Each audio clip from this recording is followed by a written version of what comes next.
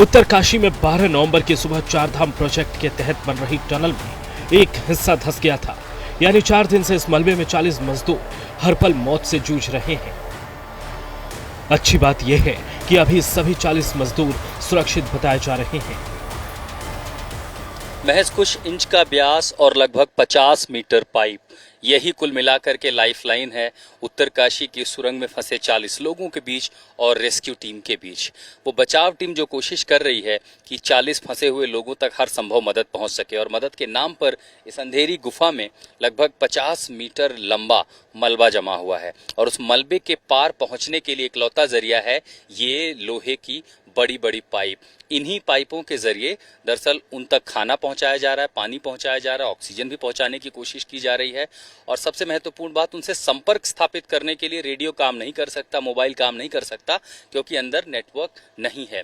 तो पारंपरिक तरीका, बचपन में बच्चों का खेल हम सब ने देखा है, और आज वो तरीका यहाँ लाइफलाइन बन गया है। दरअसल मजदूर जो 50 मीटर दूर रेस्क्यू टीम से हैं, वो इस पाइप के पास आकर के अपनी बात कहते हैं, और इनकी आवाज़ जब दूसरे छोर पर बैठे रेस्क्यू टीम सुनती है तो उनका संदेश उनके परिवार के लिए, उनके घर वालों तक पहुंचाया जाता है, और घर वालों का संदेश जो है उन 40 लोगों तक पहुंचाया जाता है जो वहां फंसे हुए हैं। आप समझिए कि ये कितना मुश्किल ऑपरेशन है। टनल के प्रवेश द्वार से करीब 200 मीटर अंदर 40 मजदूर जहां फंसे हैं, उसके ठीक आगे 50 मीटर मलबा फैला है। रेस्क्यू टीम के लिए सबसे बड़ी चुनौती है कि टनल का वो हिस्सा काफी कमजोर है। इसके अंदर से दरअसल एक 800 मिलीमीटर की पाइप भेजी जा रही है। एक और पतली पाइप है लगभग 3 से 4 इंच डायमीटर की, उसके जरिए खाने का पैकेट, पानी और हवा दी जा रही है। और इसी पाइप के दूसरे छोर पर जो मजदूर हैं, दरअसल वो अपना मुंह लगा करके उस पर बोलते हैं, और 50 मीटर की ये जो दूरी है संदेश दे पाते हैं। बेहद मुश्किलें हैं उन तक हौसला बनाए रखना, उनको दवाइयां पहुंचाना, और इस हिस्से पर जो मजदूर हैं अब वो कुछ कर नहीं सकते, तो इन तक पहुंचाने के लिए इस मलबे के बीच से लगभग 800 मिलीमीटर की एक पाइप पहुंचाई जाएगी।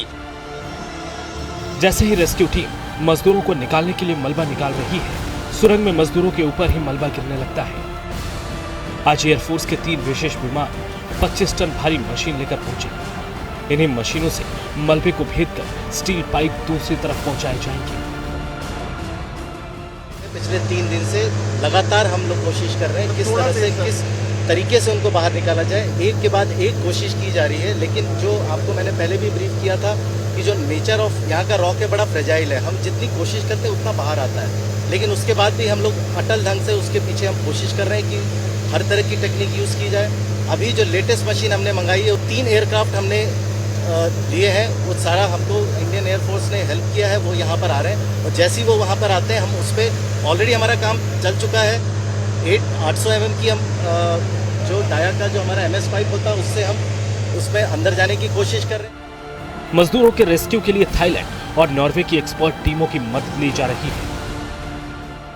सावधानी ये भी बरतनी है कि बड़ी मशीनों के कंपन से 50 मीटर दूर दूसरी तरफ जो बैठे हैं वो 40 लोग 4 दिनों से, उन तक कोई खतरा ना हो। उनकी जान की भी सलामती चाहिए, उन तक खाना भी पहुंचना है, क्लास्ट्रोफोबिया ना हो ये भी ख्याल रखना है, मानसिक रूप से वो मजबूत रहें, उनके परिवार तक संदेश भी पहुंचे। इन सब के बीच जो जंग चल रही है वो यही है कि उन तक मदद के साथ साथ हम जरूरी चीजों को भेजें और टीम वहां पहुंचे। दूसरी बात, एक जानकारी ये भी महत्वपूर्ण है कि इस समय जो नॉर्वे की टीम है NGRI, उनसे कांटेक्ट किया गया है। साथ ही थाईलैंड में जो गुफाओं में कुछ बच्चे फंस गए थे, उनको जिस एजेंसी ने निकाला था उनसे संपर्क स्थापित किया गया है, क्योंकि उनकी एक्सपर्टीज है गुफाओं को लेकर के, टनल को लेकर के।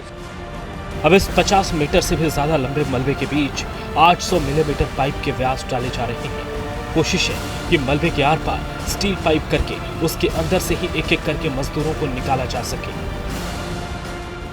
जैसे ही रेस्क्यू टीम किसी तरह से मलबे को हटा करके उन मजदूरों तक पहुंचेगी, तो दरअसल वो पहुंचना भी होगा इस तरह की 800 मिलीमीटर व्यास वाले पाइपों से।